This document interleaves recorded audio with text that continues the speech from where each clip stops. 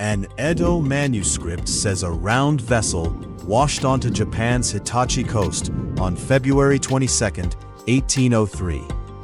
Inside was an unfamiliar woman guarding a box, but the paper trail is far stranger than the boat.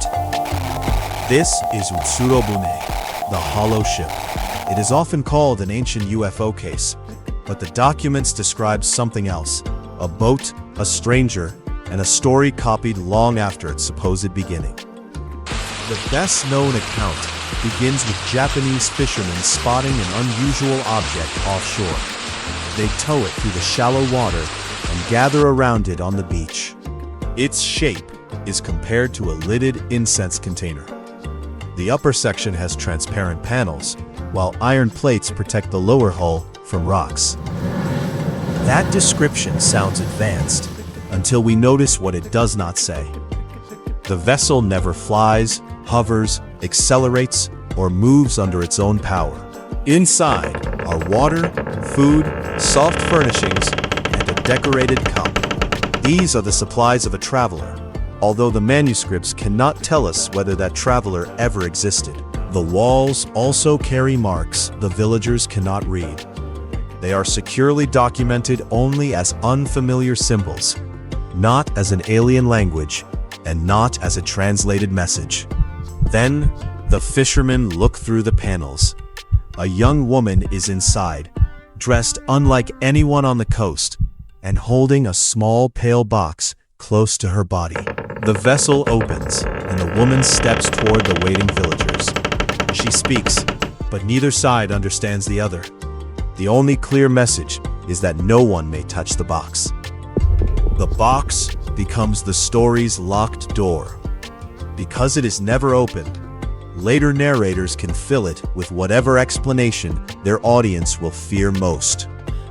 In the version preserved by Toin Shosetsu, an elder imagines that she is an exiled princess. Her lover was executed, he says, and the box may hold his severed head. It is a memorable theory, but it is not evidence about the box. It is speculation spoken by a character inside one later account. The elder then argues that investigating a foreign arrival would cost the village time and money. The practical solution within this narrative is to send the stranger away. This detail gives the strange tale a very Edo-period ending. Wonder yields to bureaucracy, and the unknown is pushed beyond the village's responsibility. But even this famous ending is not a verified administrative act. No confirmed order, expense record, recovered vessel, or identity for the passenger has been found. The National Archives of Japan preserves a Hirokata Zuihitsu account associated with February 22, 1803. Its cautious description says the vessel was something reported to have drifted ashore. That wording matters. The archive establishes that the manuscript survives. It does not certify that every event pictured on its pages occurred exactly as described. In the best-known telling, the villagers force the round boat back through the surf. The woman and her unopened box vanish beyond the gray horizon. Now, the manuscript mystery begins. The alleged landing belongs to 1803, but the principal surviving public accounts appear years or decades later. The earliest commonly identified image in this sequence appears in Oshukuzaki around 1815. That is roughly 12 years after the date attached to the encounter. Oshukuzaki is associated with Komai Norimura, a vassal of the senior statesman Matsudaira Sadanobu. Even this early source is not a diary written on the beach in 1803. Around 1825 came Toin Shosetsu, assembled through the Toenkai Literary Circle and edited by Kyokute Baki. This is a world of writers sharing remarkable tales, not investigators collecting sworn testimony. Hirokata Zuihitsu, associated with shogunate retainer Yashiro Hirokata, also dates from around 1825. Its closeness to the same literary world makes shared transmission possible. A later collection called Hyoriyuki-shu places Utsuro-bune among stories of Japanese castaways and foreigners arriving in Japan. Its category alone points toward maritime wonder rather than flight. This version supplies striking measurements, about 3.3 meters high and 5.4 meters wide. It describes wood, metal, and transparent windows, but those are claims within a manuscript, not measurements of a surviving object. By 1844, Ume no Chiri records yet another version. More than 40 years after the alleged event, its author gives a different date, a different beach, and a different-looking craft.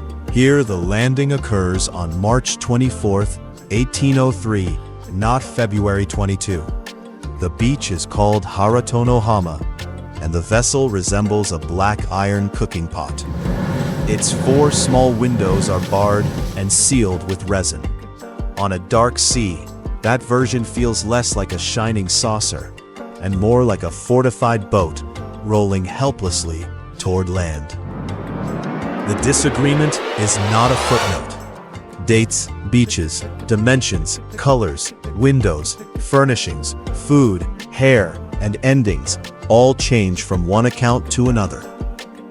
In some pictures, the craft has red lacquered wood.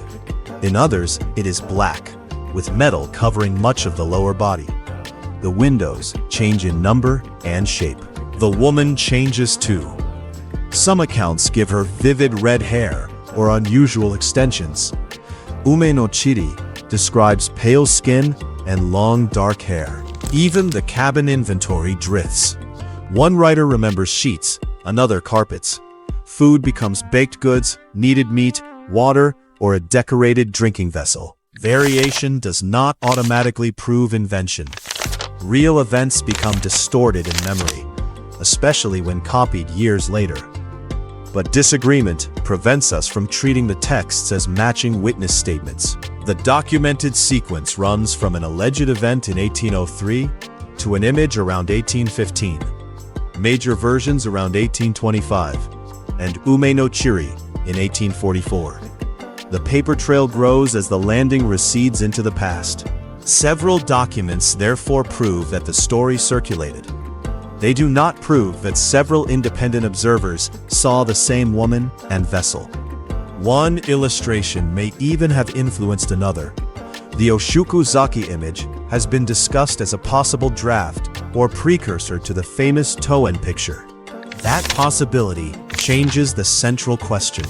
Instead of asking how many witnesses saw the craft, we must ask how many writers inherited, copied, and reshaped the same tale.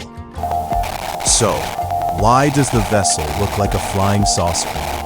The resemblance is real, but it appears in our modern eyes before it appears in the Edo text. Strip away the 20th century label, and the texts present a floating object built from recognizable materials. Wood, lacquer, metal, resin, and transparent panels belong to a maritime description, however unusual the design. No source says the vessel rose from the water. No instrument was recovered, no passenger identified, and no physical wreckage preserved for examination. The symbols offer no stronger proof. Researchers have compared them with decorative pseudo-Roman forms and other terrestrial traditions, but no reading has been securely established. An earthly castaway could explain the language barrier, foreign clothing, glass, and metal. Japan's coastal communities did encounter strangers and unfamiliar ships during the Edo period. Modern researcher Kazuo Tanaka considered whether a Russian shipwreck might lie behind the story. He found no matching disaster in official records, leaving the idea possible but unsupported. There is also a political problem. Under strict controls on foreign contact, a serious landing should have attracted officials, reports, and consequences beyond one fishing village. The 1824 arrival of British sailors at Otsuhama did become a significant public affair. That contrast makes the silence around a major 1803 foreign landing difficult to explain.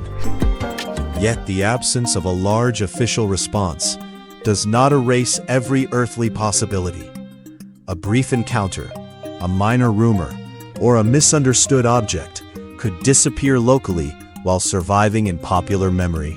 A rumor can change each time it crosses a room.